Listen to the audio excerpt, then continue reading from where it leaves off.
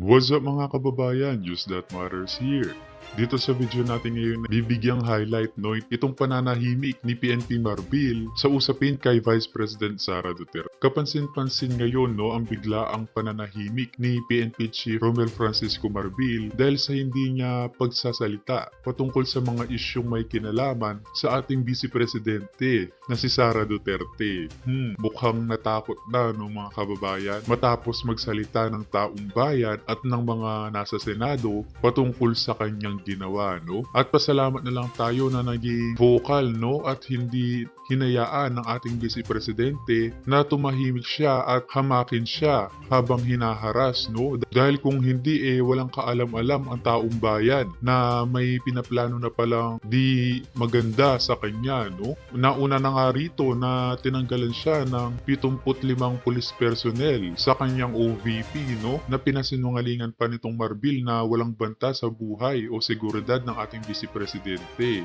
Na ngayong binutata siya, no, ng mga nasa Senado at Kongreso at sinuportahan naman nila ang ating Vice Presidente, tila'y tameme na ngayon itong si Marbil. Na dapat sa taong ito, bumaba na lamang sa posisyon di umano dahil wika nga ng taong bayan nawawalan ng integrity, no? Ang ahensya dahil siya ang hepe. Sa kabilang banda mga kababayan, nagsalita itong spokesperson o tagapagsalita ng PNP na si Police Colonel Jean Fajardo na isa pang nagiging tuta di umano ng nasa likod na pagtitiktik kay Vice President Sara Duterte na kanyang wika na hindi na raw sasagutin no, ni Marbil ang issue dahil nakatuon na ito sa pagtulong di umano ng mga biktima ng nagdaang kalamidad. Utot nyo, napakababaw ng rason nyo. PNP Marbil, PNP Fajardo. Natakot lang kayo dahil nagsalita ang ating Vice Presidente. Pero kung mananatiling tahimik ito panigurado puro press con kayo, puro pamidya kayo, puro kasinungalingan ang ilalabas nyo sa taong bayan. Grabe naman kayo. Buti na lamang talaga matalino ang mga Duterte sa mga ganitong sitwasyon, no? Kapulisan pa naman kayong nasasabi pero parang nagiging sindikato di umano kayo dahil nakokontrol kayo o nagiging tuta di umano ng mga nasa likod nito. Anya pa mga kababayan, mas pipiliin na lang di umano no, ng PNP na resolbahin ang issue na tahimik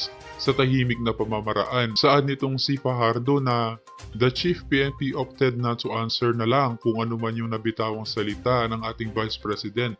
Of course, out of respect to our VP.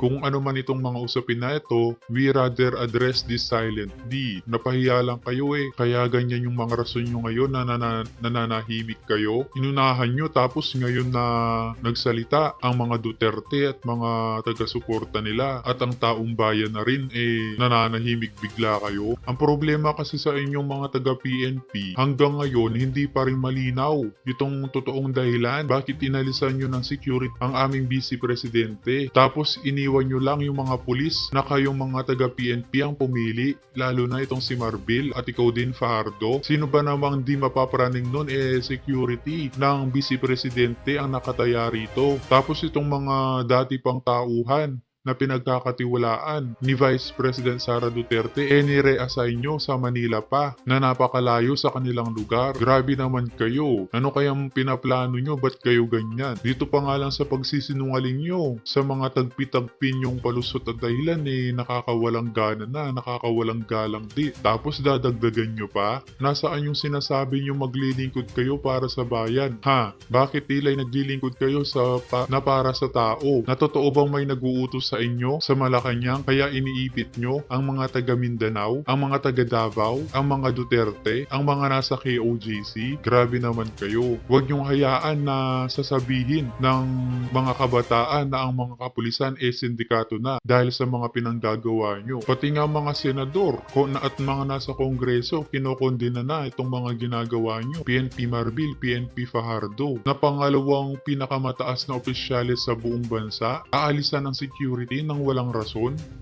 Ano kaya yun? Kapag ba may nangyari sa ating Vice Presidente, kayo ang mananagot. Kayo ang magiging suspect. Gusto nyo yun. Habang yung mga pinagtatakpan nyo na ginagawa kayong sunod-sunuran, nakalabas at nag-enjoy lang. Napakababa naman ng pagkatao nyo kung ganun. Na naging kapulisan pa kayo tapos ganun pala. Na wala kayong desisyon sa kung ano ang tama sa mali.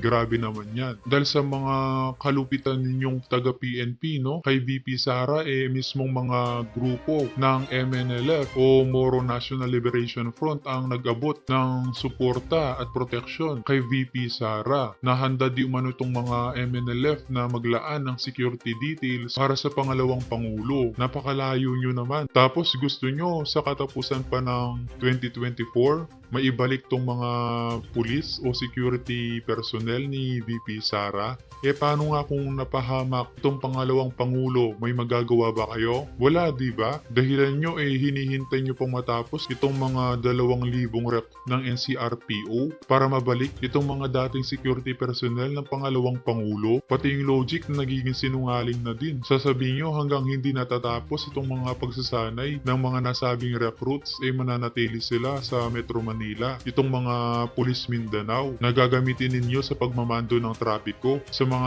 pangunahing lansangan o kaya sa mga places of convergence tulad ng mga terminal, simbahan at paaralan. Ang dami-daming kapulisan na pwedeng ilagay dyan. Bakit ang mga dating security personnel pa ni VP Sara itong ilalagay nyo dyan? Kaya hindi maiwasan sabihin ng taong bayan na ang logic nyo paurong na pati itong si VP Sara alam ang kasunungalingan ninyo. Lalo yung pinapakita kung gaano kayo kasinungaling sa harap ng taong bayan. As always mga kababayan, kita na lang ulit tayo sa ating next vlog.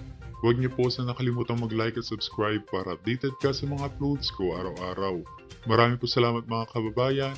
Ingat and God bless.